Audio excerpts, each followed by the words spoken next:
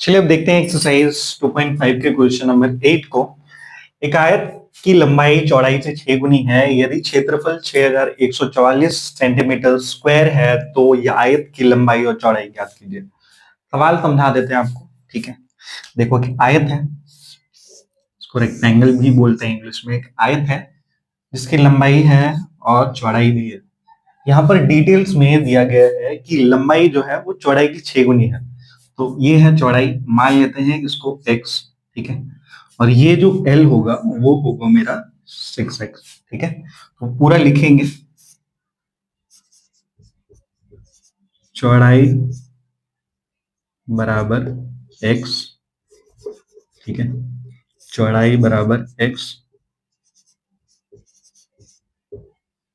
और जो लंबाई होगी वो होगी 6x, ठीक है। अब हमें इतना दे रखा है सवाल में और क्षेत्रफल भी दे रखा है, और क्षेत्रफल दे रखा है हमारा, कितना दे रखा है, 6144 सेंटीमीटर स्क्वायर, ठीक। हमें पता है कि आयत का क्षेत्रफल का जो सूत्र होता है, आयत का क्षेत्रफल,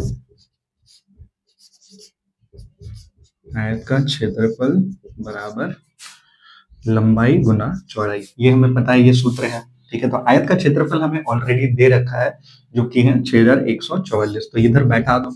6144 बराबर लंबाई जो हमने मान रखी थी वो थी 6x, और जो चौड़ाई मान रखी थी हमने वो थी x, ठीक है। इस 6x से x की गुना कर दो, तो 6144 बराबर 6x स्क्वायर, ठीक है। ये 6 के साथ x स्क्वायर गुना में है, तो 6 को इधर लेके आओ, ठीक है। 6144 बटे में 6 बराबर x स्क्वायर, ठीक है। ये हमारा पूरा इक्वेशन बना, इसको काट दो। 6 1 6, 14 दोनों एक साथ लेना पड़ेगा, तो 6 दूनी 12, 6 4 24, तो यहाँ पे आया है x स्क्वायर की जगह पर 1024 बराबर x स्क्वायर। अब x is equals to root under 1024, x बराबर मेरा आ जाएगा 32, ठीक है, क्योंकि 32 का ही वर्गमूल है ये 1024।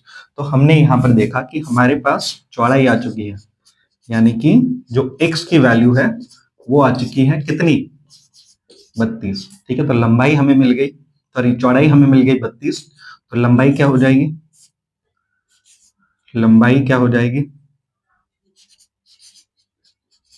लंबाई बराबर 6x, यानी कि 6 इंटू 32, 6 दूनी 12, 6 2 6 18 19, 192, तो L is equals to 192 centimetre, और जो ब्रेथ आया है वो है 32 सेंटीमीटर, क्योंकि यूनिट में हमें सेंटीमीटर स्क्वायर दे दिया गया था, तो हमें मल्टीप्लाई करके मिल जाएगा वही सेंटीमीटर स्क्वायर ही, ठीक है। तो ये हमारा आंसर है। आई होप आपको सवाल है बिल्कुल बहुत अच्छे से समझ आया है।